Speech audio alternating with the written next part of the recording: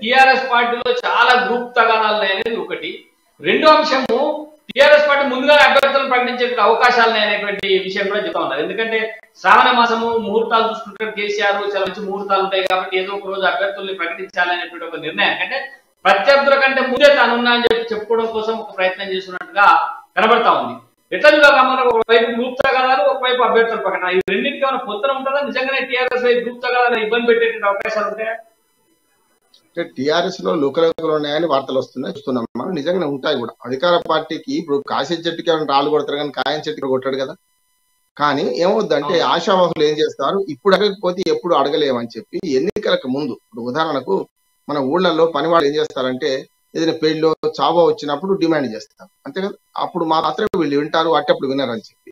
ఇట్లా ఎన్నికలు అనేది రాజకీయ నాయకులు పెళ్లి లాంటిది, చావు లాంటిదో. ఎందుకంటే అప్పుడు ఏం చేస్తారు వీళ్ళు, తప్పనిసరి అధిష్టాన వర్గం దృష్టికి తీసుకెళ్తారు, మేము పోటీలో ఉన్నామని. లేకపోతే వెనకబడిపోతాం కదా.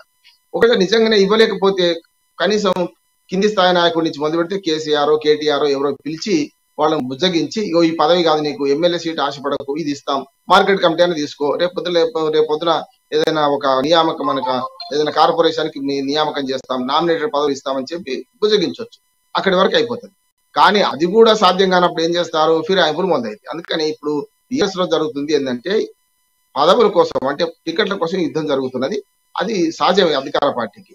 వీళ్ళు దొరకకపోతే ఏం చేస్తారు, నేను అదే చెప్తున్నాను. అందుకనే మనకు ఈ సుమతి శతకం ఉంటుంది కదా, తెప్పలుగా చెరువు నిండిన కప్పలు 10,000 వచ్చు కదరా సుమతి అన్నారు.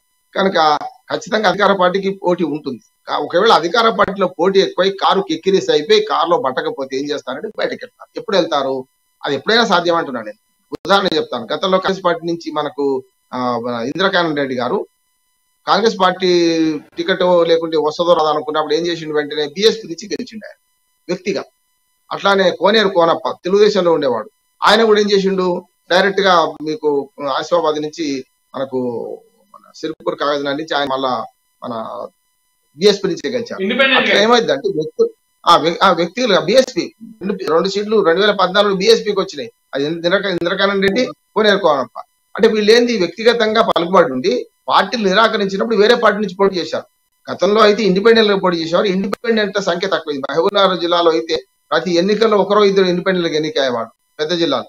అట్లా చూస్తే మనకి ఇప్పుడు పార్టీలు తక్కువైనాయి, సారా పార్టీలు ఎక్కువైపోయినాయి.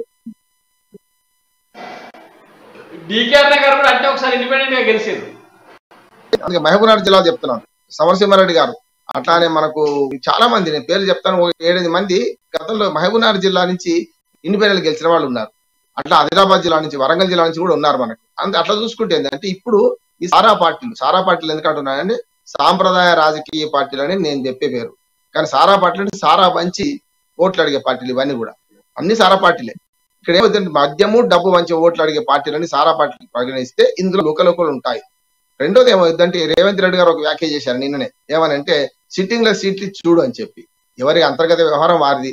ఇప్పుడు వారు కూడా సిట్టింగ్ లో సీట్లు ఇస్తే ఏమైంది, అందరు ఫిరాయించారు కదా, ఇక్కడికి వచ్చి బాండ్లు రాయించుకుని కూడా ఫిరాయించారు కదా. అందుకని నేను ఏమంటున్నానంటే ఒక్క బీజేపీ వారసత్వ పార్టీ కాదు, ఇప్పటికి కూడా బీజేపీ నుంచి ఫిరాయింపులు తక్కువ ఉంటాయి. అలా కూడా లేదని నేను అనను, కానీ తక్కువ ఉంటాయి. బీజేపీ నుంచి వేరే పార్టీకి పోయేటప్పుడు తక్కువ ఉంటారు. ఉదాహరణ 2014 5 సీట్లు గెలిస్తే 5 కూడా నిలబడ్డారు కదా. టీడీపీ 15 సీట్లు గెలిస్తే 15 ఊడిచిపెట్టుకుపోయినాయి కదా.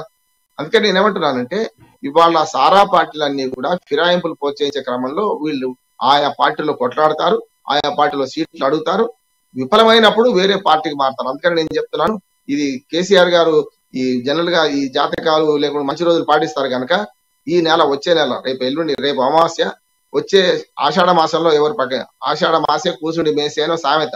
అంటే ఆషాఢ మాసంలో పనులు ఉండే, వ్యవసాయ పనులు కూడా పెద్దగా ఉండయి కనుక చూసుకుంటే మీకు ఆషాఢ మాసంలో అసలు ప్రకటించడం నేను అనుకుంటున్నాను. శ్రావణ మాసంలో వచ్చిన తర్వాత మళ్ళీ పీడ దినాలు వస్తాయి, మళ్ళీ భాద్రపద మాసంలో కనుక మధ్యన ఒక మంచి రోజు చూసుకొని ప్రకటిస్తారనుకుంటున్నాను. సిట్టింగ్లకి ఈసారి 30-40 మంది సీట్లు ఉండయని నేను అనుకుంటున్నాను.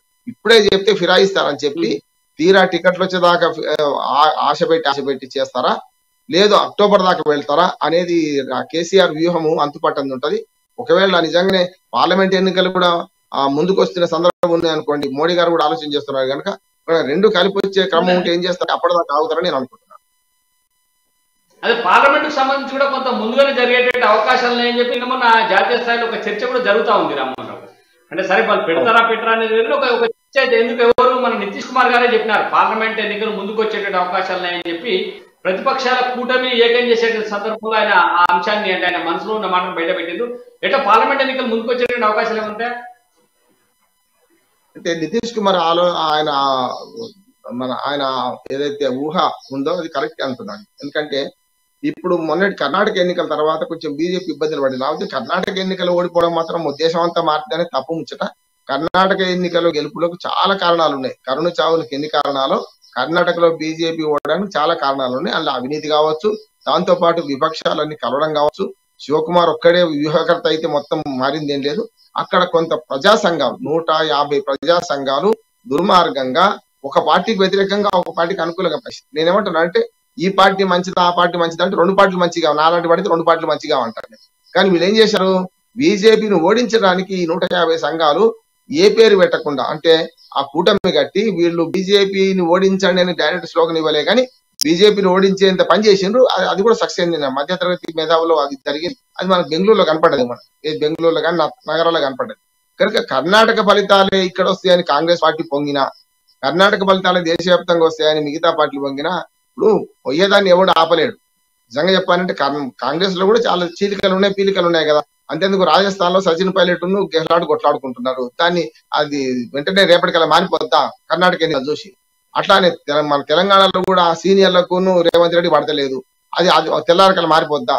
ఒక శివకుమార్ లేకుంటే డీకే శివకుమార్ వీళ్ళు రావడం వల్ల మన పరిస్థితి మారదు. వ్యక్తుల ఆహాలు ఉంటాయి, ఆర్థిక సమస్యలు ఉంటాయి. కనుక నేను చెప్పేది ఏంటంటే ఒకవేళ నిజంగానే రాహుల్ గాంధీ ఈ పాదయాత్ర ద్వారా కొంత మైలేజ్ వచ్చింది వాస్తవము. దాన్ని కొనసాగకుండా చూడాలంటే మోడీ కనుక వ్యూహకర్తగా ఆలోచిస్తే ఏం చేస్తారంటే ఒక మేలో మళ్ళీ కొత్త ప్రభుత్వం రాలేదు, వచ్చే మేలో అంటే ఇంకా 10 నెలలు మాత్రమే మిగిలింది. కానీ ఈ 10 నెలల్లో 2 నెలల ముందు ఎట్లా ఎన్నికలు జరగాల్సిందే అంటే 8 నెలలు మిగిలింది. ఒక అనుకుంటే ఏంటంటే ఈ 5 రాష్ట్రాల ఎన్నికలు మిజోరాము, రాజస్థాను, అట్లాగే ఛత్తీస్గఢ్, మధ్యప్రదేశ్, తెలంగాణ ఈ 5 రాష్ట్రాల ఎన్నికలతో పాటు ఈ పార్లమెంట్ ఎన్నికలు జరిపితే ఇంకొక రాష్ట్రం కూడా కలుస్తుంది, ఆంధ్రప్రదేశ్ కూడా కలుస్తుంది. అప్పుడు ముందస్తు పోదలుచుకుంటే కనుక పార్లమెంట్ ఎన్నికలు రాష్ట్ర అసెంబ్లీ ఎన్నికలతో కలిపి జరిపితే లాభం ఉంటుందేమో అనే ఒక ఉద్దేశంగా ప్రభుత్వం ఉన్నదనుకుంటున్నాను. గతంలో ఈ పొరపాటు చేసింది. ఎప్పుడు కనుక ముందస్తు ఎన్నికలు 9 నెలలు ముందు పోయినప్పుడు 2018లో అప్పుడు ఆపి ఏం చేయాల్సి ఉండే అంటే పార్లమెంట్ ఎన్నికలు కూడా ముందుకు జరిపిస్తే అయిపోయేది. అప్పుడే ఆ పథకం అప్పుడు విఫలమైంది. ఆ పథకం చేయలేకపోయినది అనుకున్నారు మోడీ గారు. వీలైతే ఈ డిసెంబర్ దాకా ఆగి, అంటే అంతకుముందు 2 నెలల ముందే పార్లమెంట్ రద్దు చేసి డిసెంబర్ దాకా ఆగి చేస్తుండొచ్చు. ప్రతిపక్షాలు ఐక్యం కాకుండా ఖచ్చితంగా ప్రభుత్వ పక్షం అధికార పక్షం చర్యలు తీసుకుంటే దాని వ్యూహం అనుకుంటుంది. ఎన్నికల వ్యూహంలో పేకాటే బావమరిదే, తమ్ముడే పేకాటే ఉంటది. కనుక రాజకీయాల్లో ఏదైనా సాధ్యమే. గుర్రం ఎగరానవచ్చు, ముందస్తు ఎన్నికలు రానువచ్చు.